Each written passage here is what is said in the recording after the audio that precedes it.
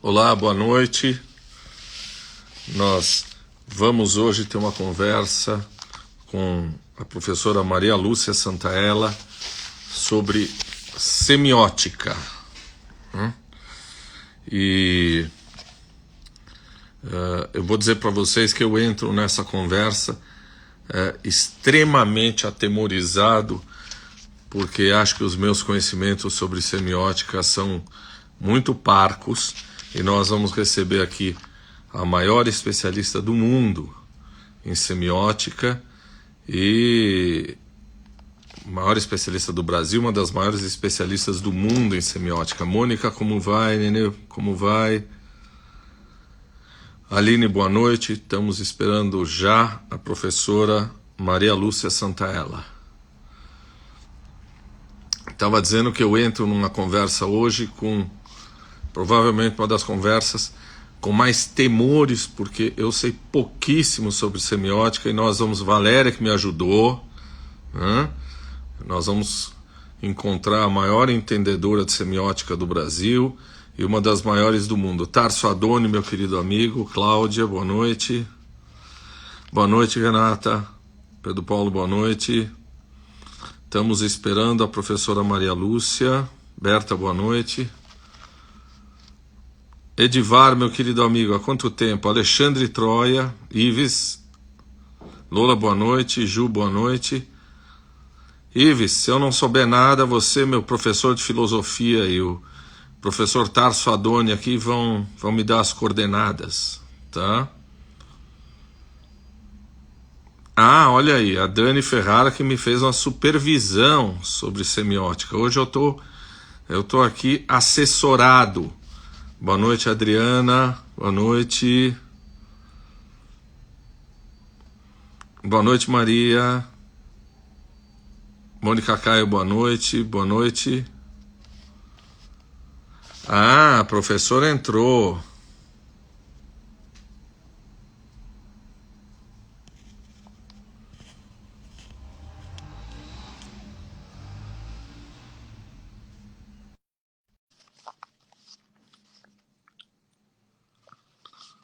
Vamos esperar a professora Maria Lúcia.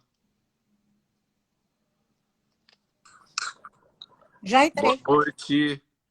Boa noite, tá aqui. Como vai? Professora, é um prazer. Eu vou te chamar de você, pode ser? Completamente. É um enorme prazer e um privilégio te receber aqui. Obrigada.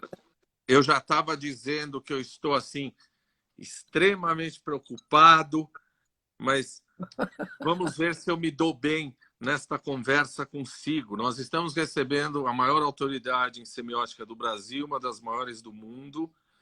A professora Maria Lúcia Santaella é professora titular da PUC de São Paulo, é pesquisadora CNPq, ganhadora de prêmio Jabuti. Você tem mais de 40 livros publicados. 40 ou 50? Eu não estou vendo esse dedo. 50? 50. Deus do céu, eu vou acabar a live por aqui. Olha a vergonha que eu passo. Esta live eu preciso agradecer imensamente a revista Cult, a Deise Bragantini, que nos fez esse contato. A Valéria Palauto, que é O que a Deise me pede, eu sigo. Ela merece. Como uma serva, ela merece. A Valéria Palazzo, que é terapeuta, que me ajudou aqui em algumas coisas, e é uma aluna sua. A Dani Ferraro, a Daniele Ferraro, que é sua aluna na pós da PUC, me fez aqui uma sequência que qualquer um apoucado como eu conseguiria fazer essa entrevista. Vamos ver se eu vou conseguir fazer ela. Olha, eu estou entrando nessa aula que você vai dar para nós, humildemente, sabendo duas coisas. Uma como grego, que você está vendo a bandeira aqui, né? Que simion, em grego, quer dizer marca ou sinal. Isso. E como médico, porque eu faço semiologia, ou seja, eu examino sinais e sintomas dos meus pacientes. Isso já dá para começar a conversa por aí? Claro. Você sabe que como a tradução de semeiótica, que vem de semeion, que exatamente é sinal, e que a gente traduz também como signo, desde os gregos. E algumas pessoas, para brincar com a semiótica, dizem que é uma semiótica, meia ótica. Sim. E eu digo para os meus alunos, olha, essa pessoa ignora a etimologia, então não levem essa pessoa a sério, porque não é nada de meio nem meia, vem de semeion, isso mesmo. Isso está correto. Outra coisa,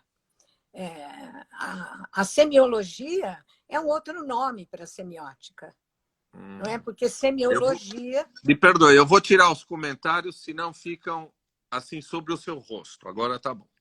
Tá bom, tá. Então, são dois nomes para uma mesma ciência. Ou ela é traduzida como semiologia, ou ela é traduzida como semiótica. Mas, desde os anos 70, a Associação Internacional de Semiótica, dos estudos semióticos, optaram pela terminologia semiótica. Mas, de fato, a semiologia faz parte da história da medicina. É a ciência dos diagnósticos. Exato. Você faz diagnóstico a partir de sinais. Hoje nós temos máquinas fantásticas que conseguem, não é, penetrar nos interiores do corpo. Já escrevi até um texto sobre isso. Isso é um drama, porque a nossa imagem do corpo ela é muito imaginária. E, de repente, quando a gente vê aqueles interiores do corpo, é real demais. E acaba com o nosso imaginário. Então, elas são muito... É um tipo de semiose, né? Semiose é a ação do signo, que é indexical. Quer dizer, quando o médico ele começa a conectar alguns sintomas, porque o sintoma é um sinal do corpo, não é um sinal, inclusive, do mau funcionamento. O sintoma, eu não vou dar aula agora de medicina para você, eu não vou cair neste ridículo, mas só quero marcar que faz parte da história da medicina. Só que a semiótica ela vai além da medicina e ela é muito ampla.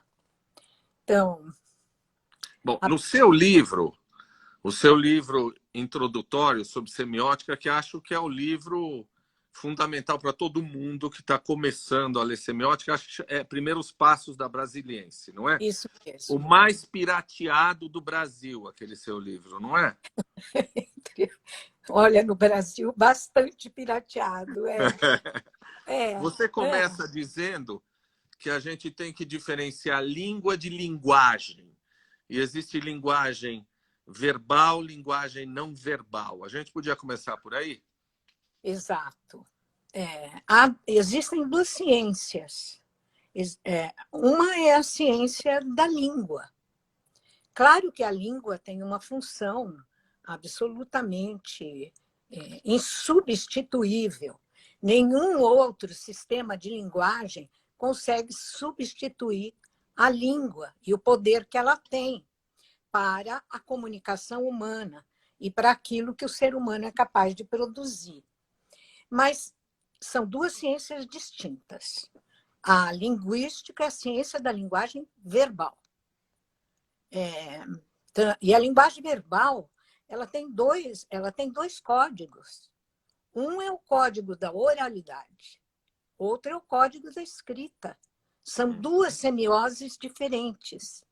Agora, a semiótica, lá naqueles anos 80, eu ainda utilizava essa expressão não verbal. Não verbal, tudo que extrapola do verbal. Hoje, é uma generalização abusiva, porque a quantidade de signos com que nós convivemos no nosso cotidiano, a partir do desenvolvimento de tecnologias de linguagem, que já começaram com a escrita. A escrita é uma tecnologia de linguagem. Então, da escrita, depois Gutenberg. Então, as linguagens humanas foram se expandindo. E, com isso, a semiótica foi se tornando cada vez mais necessária, porque ela é a ciência que estuda todos os processos de produção de linguagem. E claro que não fica só na produção. Como é que as linguagens produzem sentido e significado para nós? Uhum. Mas, então, como as tecnologias de linguagem elas foram se desenvolvendo e se desmembrando cada vez mais, daí na Revolução Industrial, fotografia, o telégrafo, a explosão do jornalismo. Então, toda uma história que foi se acelerando cada vez mais, até a gente chegar hoje nas mídias digitais. Tá. Por exemplo, isso aqui que está acontecendo entre nós, isso pode ser objeto de um estudo semiótico. Como é que está se dando o processo de comunicação? Porque tem uma frase do Humberto Eco, não é? Humberto Eco tornou a semiótica famosa. Sim. Eu implicava um pouco, evidentemente, tinha uma ponta de inveja. O homem ficou muito famoso, mas... e ele adorava a semiótica.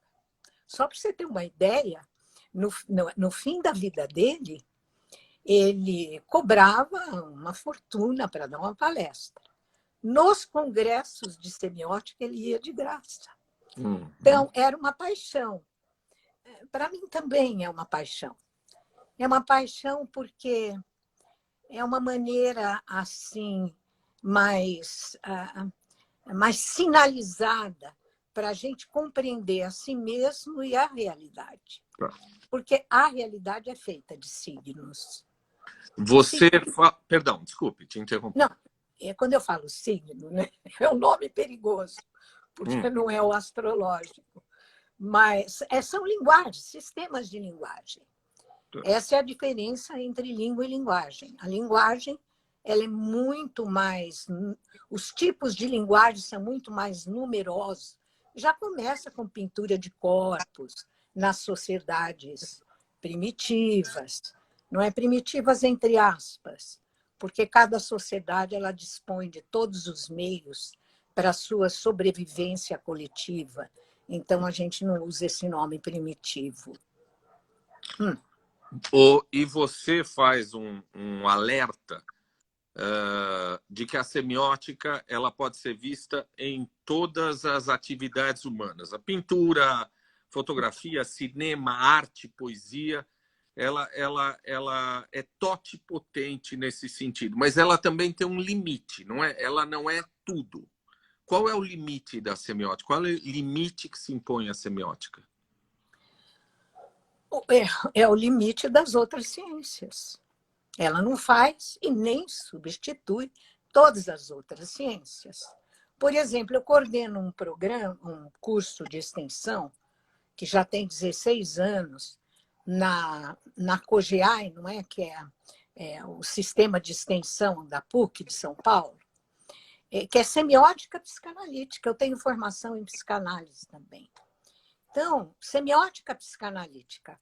Ora, é um cruzamento porque, evidentemente, a semiótica não toma para si o estudo, não é? E o diagnóstico do campo do inconsciente.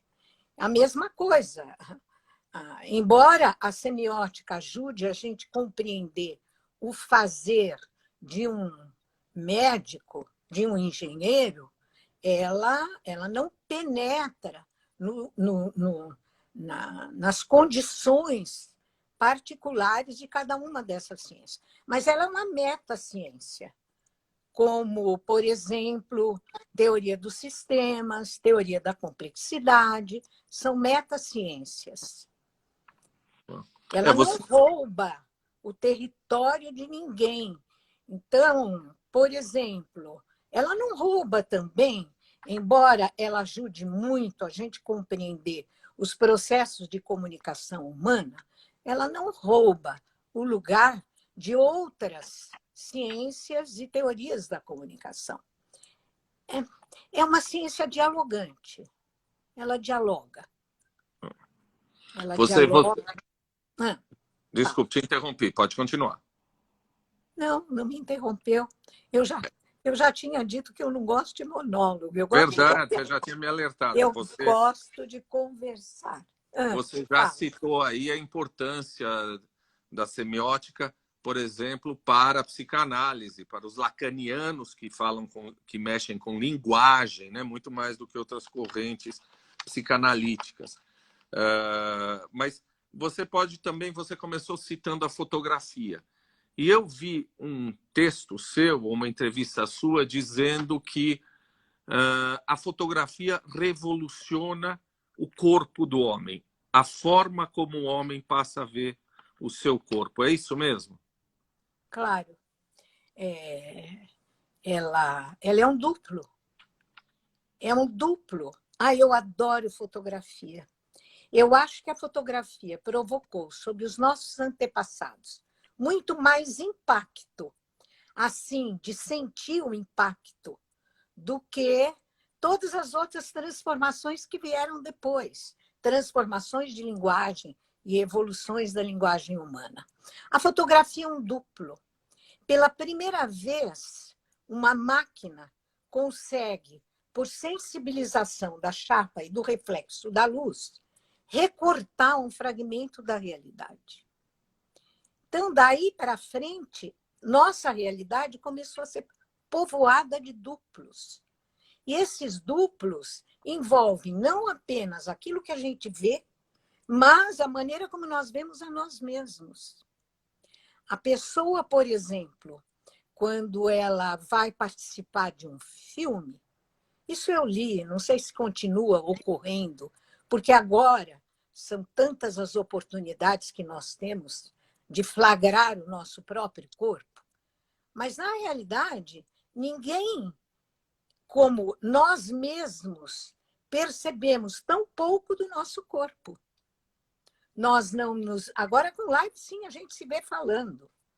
Mas antes das lives, a gente não se via falando, a não ser que fosse ator ou atriz cinematográfica, televisiva. Aí se vê falando. Agora a gente está começando a se ver falando.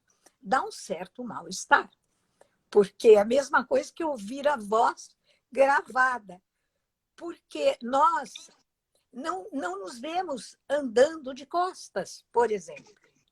Então, de repente, a fotografia começa a apresentar para nós imagens de nós mesmos que nos eram desconhecidas. Então, essa questão do duplo, eu acho que a fotografia já é uma cartilha semiótica, porque ela flagra e eterniza determinados fragmentos da realidade. Ora, isso que é eternizado e que a gente pode guardar para sempre, mostra para nós. Esse é o mal-estar que a fotografia produz. Por isso que as tribos não conseguem, não gostam de ser fotografados, porque rouba a alma. Rouba a alma. Porque, na realidade, ela produz um mal-estar porque aquele instante que foi capturado morreu para sempre. Então, a fotografia acaba demonstrando para nós que a vida está grávida em cada minuto que ela passa. Ela está grávida de morte. Então, a fotografia, ela é... Olha, o estudo da fotografia, eu tenho paixão pela fotografia, já escrevi muito sobre isso. Porque ela realmente ela consegue demonstrar para nós, de uma maneira mais palpável, como é que a linguagem funciona. A linguagem é um outro, mas é ela que nos constitui. É paradoxal. É a linguagem que nos constitui. Esse é o princípio da semiótica. No princípio era o verbo, está lá, está correto. Sei. Só que não é o verbo de Deus. É. Para a religião, sim. É o verbo que se instalou no nosso corpo. Eu costumo dizer, viu, Taki, que nós temos uma tecnologia instalada no nosso próprio corpo, que é o aparelho fonador. E você que conhece mais a fisiologia humana do que eu, você sabe que o aparelho fonador roubou funções de outros órgãos, da respiração. É por isso que a gente não pode falar, não comer, falar e respirar ao mesmo tempo, daí as pausas respiratórias. Então, é a linguagem que nos constitui. Então, a consciência humana, ela nasce da linguagem, ela é linguagem. Só que Heidegger mostrou para nós que a consciência é a consciência da morte. Tá. A fotografia também libertou a pintura da necessidade de retratar o real, não é verdade? A partir da fotografia, a pintura pôde ser menos realista, ela pôde usar outras linguagens, não é assim? Isso. Isso é o que constitui toda a arte que a gente chama arte moderna, modernismo. E eu costumo, quem estudou muito isso foi Walter Benjamin, um trabalho maravilhoso, obra de arte na era da reprodutibilidade técnica. Eu costumo dizer porque a câmera escura ela já estava sendo muito estudada desde o Renascimento. Não existia ainda a possibilidade de você gravar, não é? Não existia o equipamento necessário que veio com a fotografia. Mas, quando a pintura sonhava ser fotografia. A arte do retrato, as paisagens, ela sonhava. Mas, quando chegou a fotografia, o tiro saiu pela culatra, porque a pintura foi obrigada a se reinventar. É uma das. A gente não pode dizer que foi a única razão determinante, porque se a gente compara, por exemplo, o advento do modernismo e o fim, não é, da pintura figurativa, que os críticos de arte chamam de representativa, coincidiu também com o fim do tonalismo na música. Então, foi uma espécie de cansaço das regras que foram criadas, nas regras de criação humana, que foram desenvolvidas no Renascimento, e que daí vai produzindo um processo de saturação. O que é a música de Wagner, senão aquela maravilha que demonstra para nós a saturação do sistema tonal? Então, as coisas coincidiram. Nada acontece sozinho. Então, a gente não pode dizer que foi só fotografia, porque a pintura se redescobre com a fotografia. Ela descobre, ela abandona aquela tendência do Renascimento de tentar criar uma ilusão de profundidade e ela descobre a tela. Ela tem que se reinventar na própria tela. É linda a história do modernismo, não é? Que começa com os impressionistas, que abandonam a figuratividade, começam a explorar as variações na visualidade através da luz. Da luz. Turner é uma coisa maravilhosa, um precursor o abandono daquela figuratividade herdada do Renascimento.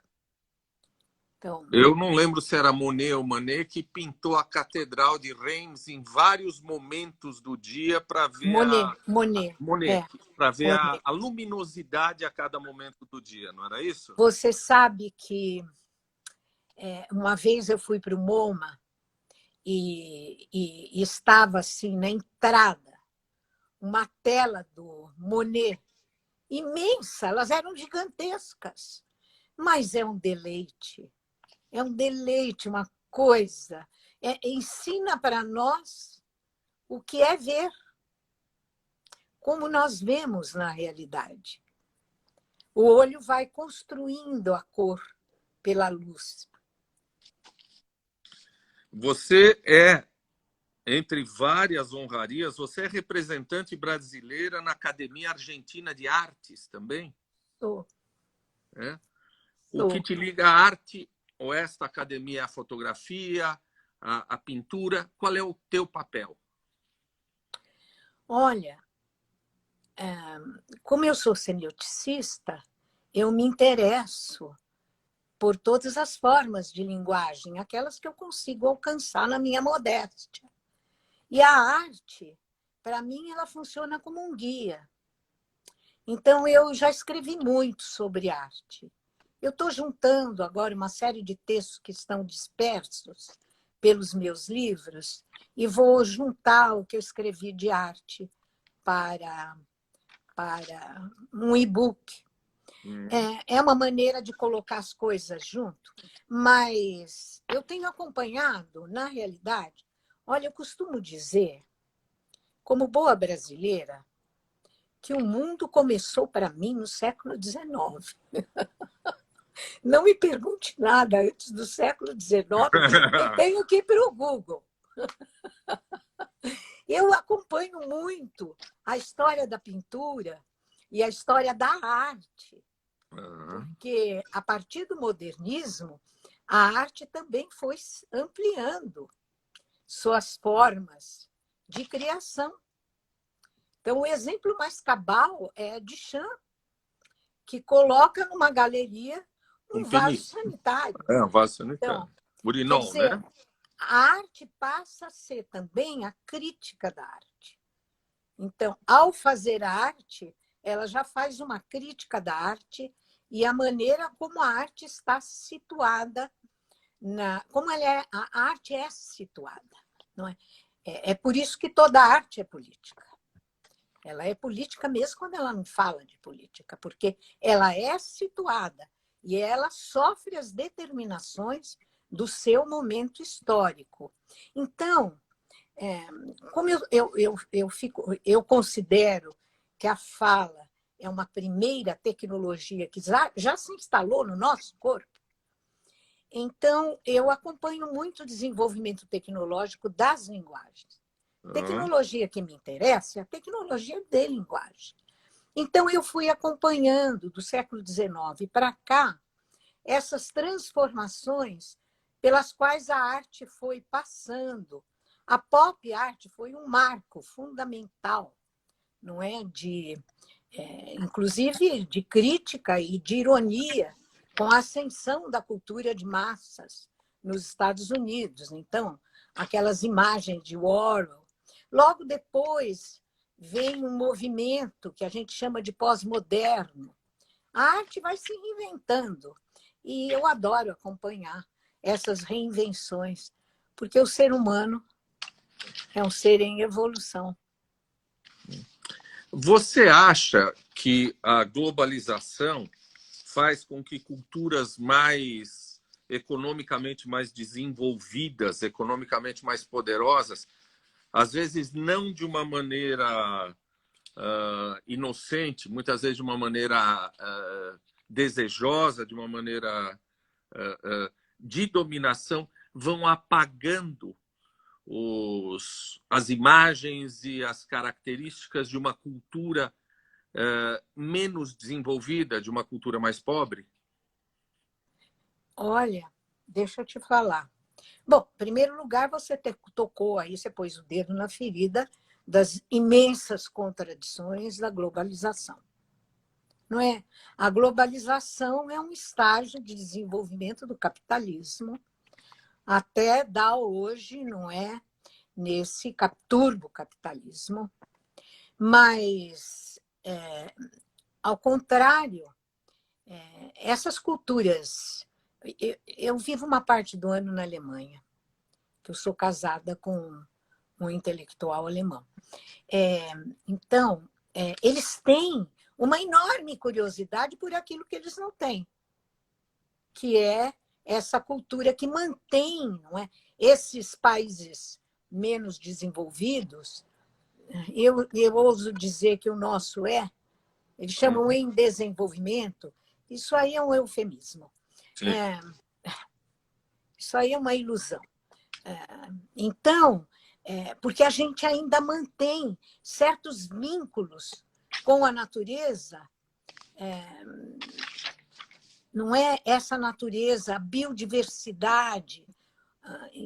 E um país como o Brasil, por exemplo, desperta muita curiosidade. Mas, para tocar na sua questão mais de perto, é no século XIX que nasce a antropologia. E a antropologia ela começa nos países que a gente chama os países não é mais privilegiados. Então, uma enorme curiosidade pela arte, a arte africana. Então, esse retorno e a busca de outras formas de arte, isso fez parte do modernismo. Impossível entender, por exemplo, Picasso, né? Picasso sem o interesse que as máscaras africanas despertaram nele. A arte é sempre muito curiosa.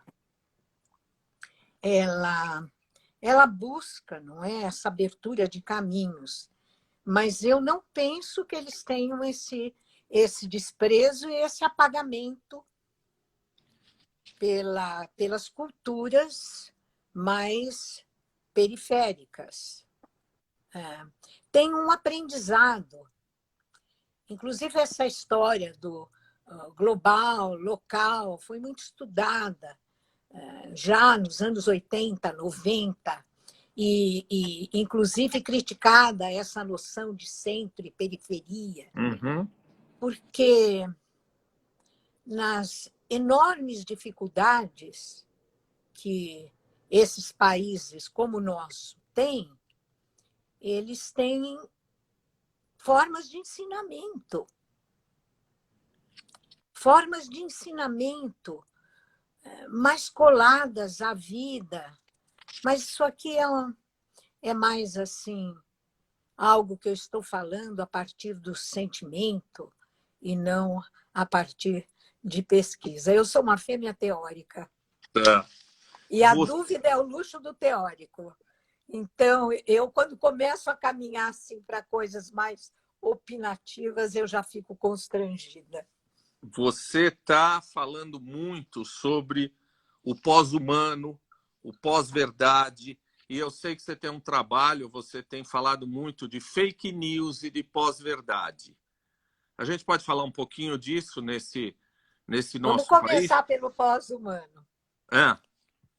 Eu escrevi um livro, e esse livro, na época que ele foi publicado no Brasil, ele era uma enorme novidade. Demorou até as pessoas começarem a incorporar essa terminologia pós-humano. No começo, ela assustava. Aliás, em tudo aquilo que a gente coloca pós, fica sempre mal entendido, porque as pessoas tomam ao pé da letra, não vão buscar as fontes e estudar o que está acontecendo. Isso acontece, por exemplo, com pós-moderno, pós-modernidade. As pessoas usam, eu costumo brincar e dizer, elas usam essas palavras como quem vai às goiabas. Não, essas palavras têm história. As palavras têm história. Bom, então, quando eu publiquei esse livro, foi uma ousadia, porque pouco se falava de pós-humano. Eu estava muito... Eu levantei um grande campo, fontes de pesquisa. Nos anos 90, eu publiquei o livro em 2003, mas nos anos 90 já tinham percorrido a Europa exposições com esse nome, exposições de arte com o nome de pós-humano. E essas palavras, assim como a semiótica, a primeira vez que eu ouvi, em 71, eu falei, o que será isso? Desperta uma curiosidade, eu vou atrás. E pós-humano foi a mesma coisa. Naquela época, anos 90, os artistas e os teóricos de arte estavam usando muito o nome, o homem pós-orgânico, porque com as tecnologias, e naquela época ainda Se a gente compara as tecnologias daquela época com as tecnologias agora, elas eram até incipientes. Rudimentares, sim. Mas já se falava em ciborgue, a conexão de tecnologias cada vez mais miniaturizadas chegando perto do nosso corpo. Então, quem escreveu um manifesto que ficou muito famoso foi a Dana Haraway. Em 1985, ela publicou um manifesto ciborgue. E, aliás, ela declara nesse manifesto: somos todos ciborgues. Adorei, porque se a gente tem um aparelho aqui instalado no corpo, nós já nascemos ciborgues. Então, as tecnologias, elas vão incrementando essa nossa característica ciborgue. O ser humano é um ser de linguagem e, por natureza, um ser tecnológico. Então, aí escrevi esse livro. O ano passado ele foi homenageado, ele já é um livro adolescente. Ele foi homenageado na Feira do Ceará como um livro revolucionário. Não, eu apenas fui colhendo, né, o que estava acontecendo. Quais eram os sinais, semioticista, quais eram os sinais que estavam pintando na cultura. E aí fui juntando. E agora escrevi esse livro, e o que eu acho que é mais interessante no livro é realmente a parte onde eu trabalho com as transformações do corpo. Mas as tecnologias a partir do computador são tecnologias que estendem agora nossa capacidade cerebral. Uhum. Tanto é que eu digo que elas são máquinas cerebrais. Isso não tem mais nenhuma dúvida. Eu falo, ai, que bom, aquela intuição que eu tive, o real está dando um retorno para elas. Porque nós estamos na era da inteligência artificial, da robótica, da internet das coisas, do Big Data. É isso que está aí, com todas as contradições que isso traz. Então, eu não faço apologia da tecnologia. Eu acho que a tecnologia carrega todas as contradições que são as contradições humanas. O Monod, adoro aquele livro do Monod, O Enigma do Homem, me marcou. Nós somos Locke, Faber, agora Digitalis, e ele diz assim, e Demens. O ser humano também é um pouco Demens. Então, são as contradições. Freud pôs o dedo na ferida, quando ele se defronta com a pulsão de morte. Então, bom, só continuando, hoje eu estou escrevendo um livro, já escrevi acho que 75%. Eu falo que o livro está saindo a fórceps, porque a pandemia, a gente fica no isolamento, mas fica mais ansioso. Eu sou uma pessoa agora mais ansiosa. Eu costumo ficar 14, 17 horas concentrada no trabalho, agora eu não consigo. Levanto, vou para a cozinha, pego uma coisa, sento. Então, está trazendo. Aliás, eu estava hoje tentando marcar com um colega meu, semioticista, o maior semioticista do Uruguai. Vamos conversar um pouquinho sobre as feridas da pandemia? Não apenas. Não é, a pandemia está constrangendo e humilhando o ser humano. Bom, então, voltando, pós-verdade. Isso. Fake news e pós-verdade. Estou estudando bastante esse tema. Para você ter uma ideia, meu grupo de pesquisa este ano, porque cada ano a gente escolhe um tema. Esse ano é deepfake. O deepfake está vindo por aí. A gente pode esperar muito deepfake para as próximas eleições. Então, o meu interesse foi o que é isso que estão chamando de pós-verdade. Como eu aprecio muito, eu confio na ciência. Claro que a ciência não traz verdades absolutas, porque verdades absolutas não existem para o ser humano, só na religião. Então, a gente recorre à religião porque a religião ela sutura a angústia e o desespero, às vezes, de viver. Mas eu confio muito na ciência. Eu aprecio. E eu me considero, embora eu trabalhe mais na área de humanidades, eu pratico a pesquisa como uma cientista. Então, a ideia da pós-verdade, eu falei, o que é isso? E daí fui estudar. E realmente me deparei aí com as questões das fake news. Eu escrevi esse livro em plena. É um livrinho pequeno que eu escreveria em muito menos tempo, mas não paravam de vir temas relacionados com as eleições.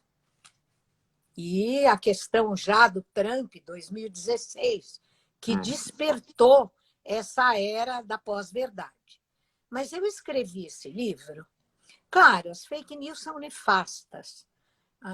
Há pouco, acho que há 15 dias, entreguei um artigo sobre a semiótica das fake news. Porque a semiótica, embora eu possa estudar, por exemplo, se eu sou uma especialista em política, que eu não sou, se eu sou uma especialista em ciência política, eu posso estudar quais são os efeitos nefastos que as fake news provocam no intercurso social, principalmente porque as fake news interessam muito a política. Então,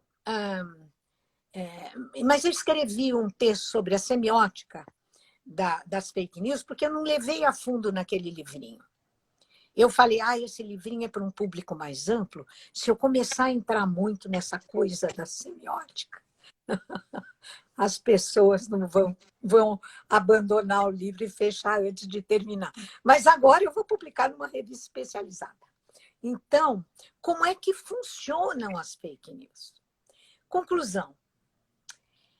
As fake news, e para isso uma pessoa maravilhosa lá da USP, que é o Eugênio Butti, que trabalha muito, não é, com essa questão da maneira como as fake news perturbam o andamento saudável da democracia, ele me levou, porque a gente esteve num evento juntos, e ele me levou para o texto da Hannah Arendt, Verdade e Política, onde ela fala da verdade factual. Por isso que as fake news afetam a política, porque as fake news têm a ver com a verdade que você pode extrair dos fatos, aquilo que ocorre, aquilo ocorreu. Então, você pode buscar, e é isso que as agências de checagem têm feito, você pode buscar rastros daquele fato para comprovar que aquela informação ou aquele signo, não é? Que é uma linguagem. Fake news é feita de linguagem. Ela está mentindo.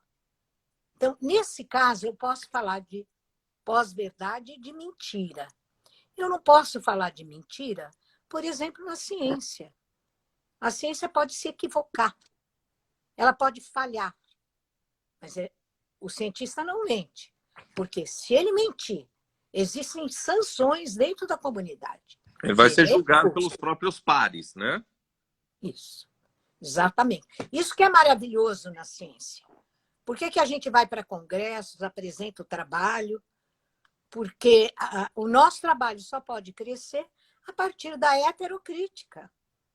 Então, por isso que aqui no Brasil a gente modaliza, olha, pede desculpa. Mas você vai para um país como a Alemanha, Estados Unidos, se apresenta um trabalho, eles simplesmente caem em cima com 1000 perguntas. Parece que querem te destruir. Eu ia Então, dizer isso. não é verdade? É. Aqui não, a gente pede desculpa, mas isso não deveria ser.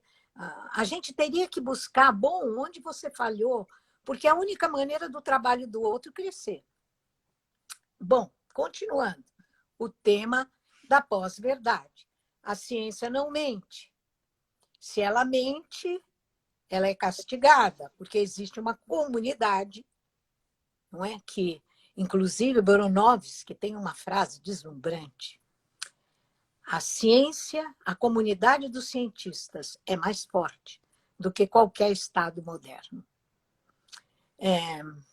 E é mesmo. Agora, outro lugar que não cabe pós-verdade é a filosofia. A filosofia vem pensando sobre o problema da verdade faz 27 séculos. Essa filosofia que chegou até nós, desde os gregos. Então, a filosofia tem por tarefa refletir sobre a verdade. E a arte? A arte cria sua própria verdade. Então, vamos botar as fake news e essa tal de pós-verdade no seu devido lugar.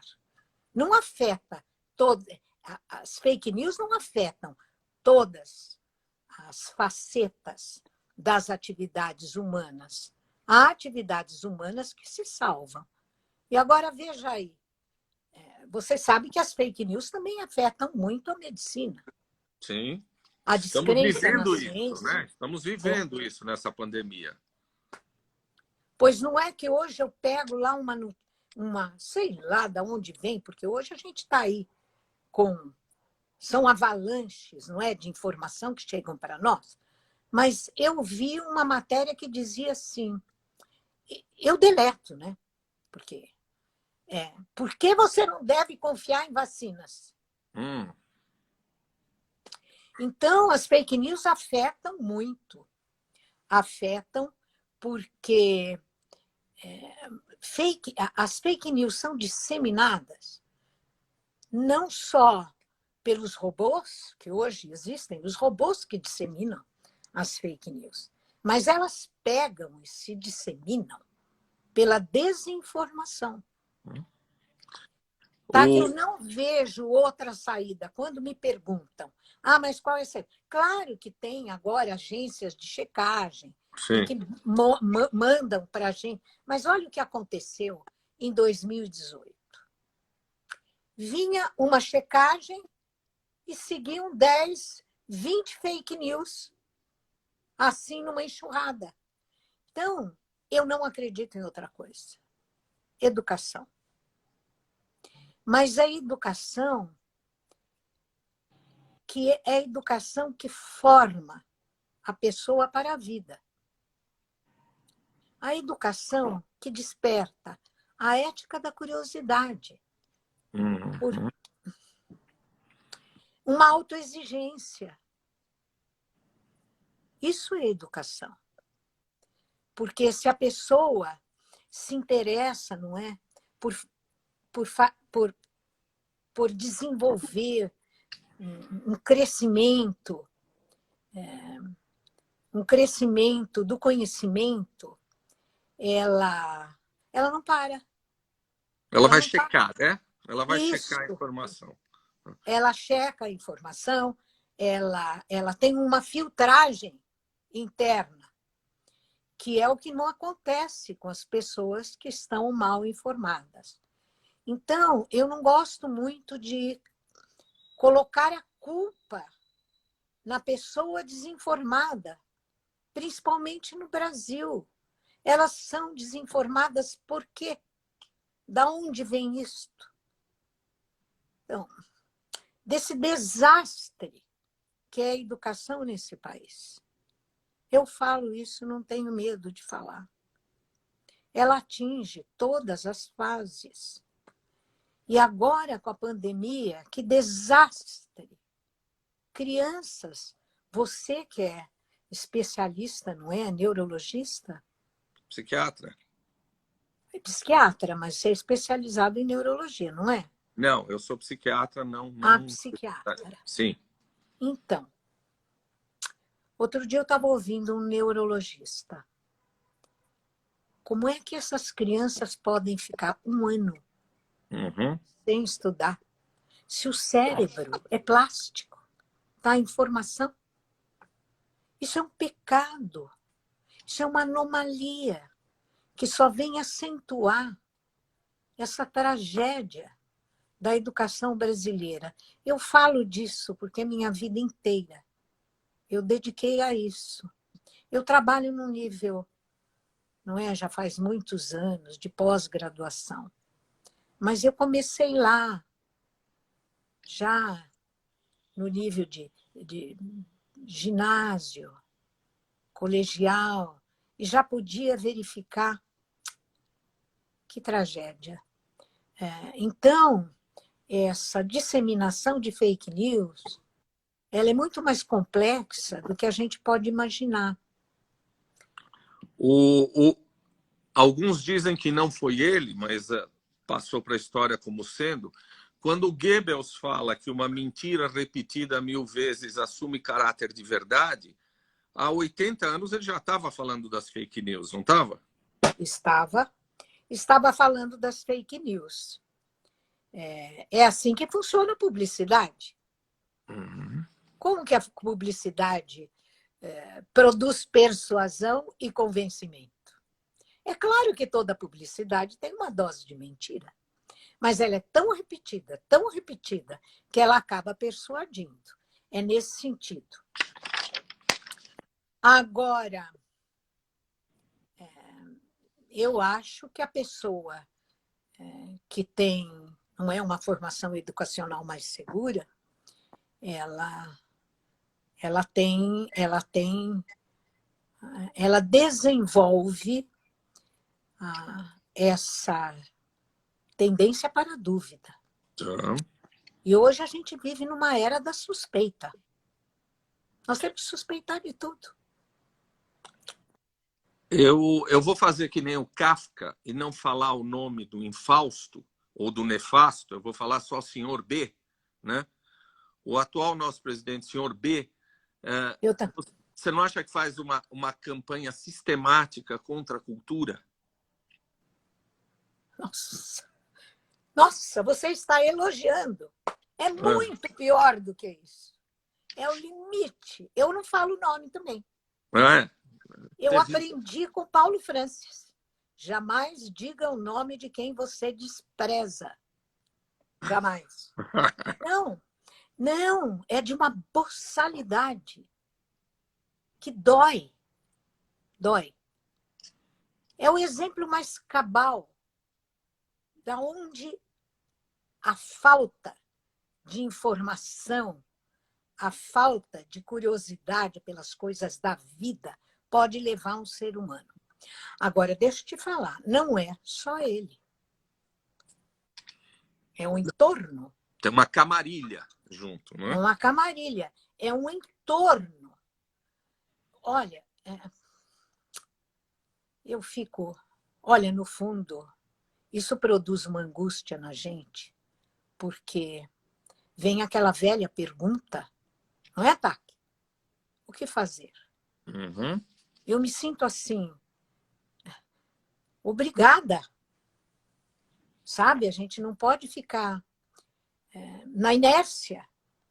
Olha, tanto é que eu sempre fui muito discreta. Eu não sou cientista política. Claro que sou um ser político, evidentemente, todos nós somos. Sou Foucaultiana. Então, aprendi que relações humanas são relações políticas. Então, eu sempre fui muito discreta. Assim, a gente exerce certas influências, porque sou professora, então exerço uma certa influência sobre aqueles que me ouvem. Eu sempre fui muito discreta, mas de janeiro, fevereiro para cá, acabou minha discrição. Mas eu não falo o nome.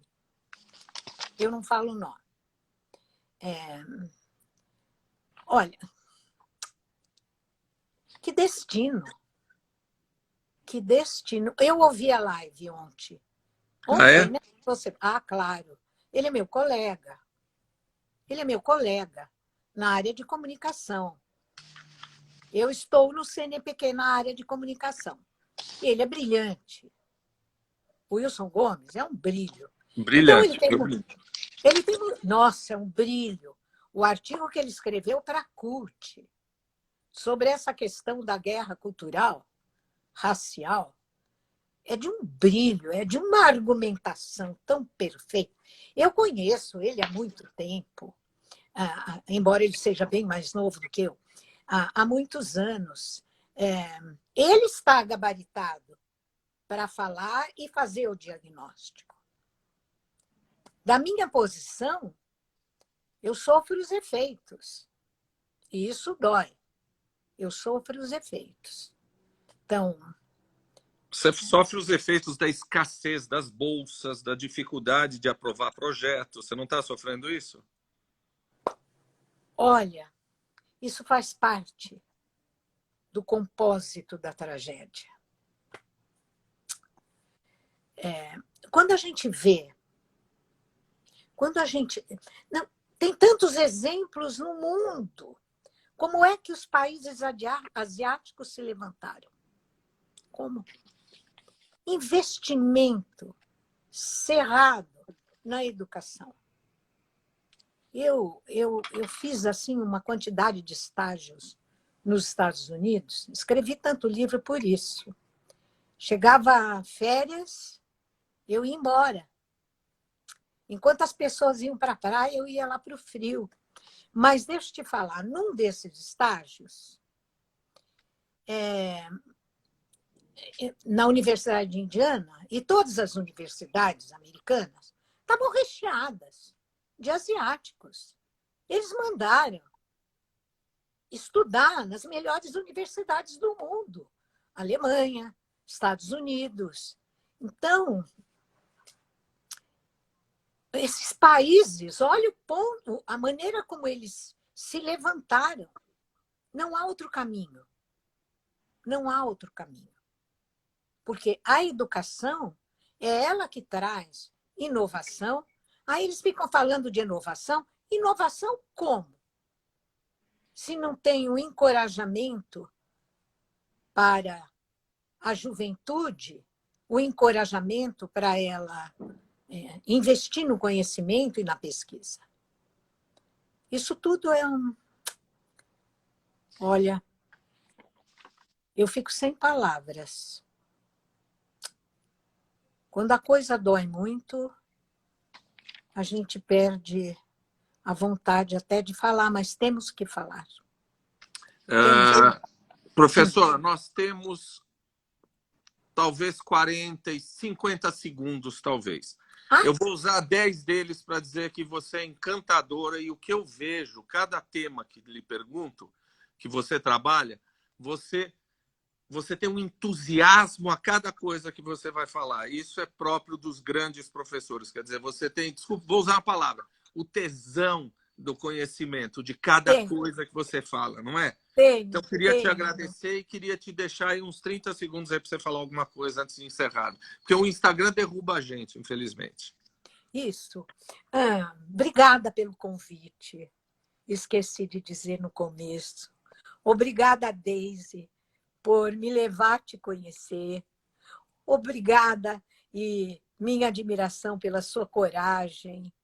Está aí, não é, com uma série de lives maravilhosas. Tenho assistido algumas delas. Agora a gente tem essa fertilidade nas redes. Eu acho que você pegou o ponto. Eu sou uma apaixonada pelo conhecimento. Às vezes eu fico pensando, que pena que a vida é tão curta, porque esses livros todos ficam me lançando piscadelas. Acabe, pegue.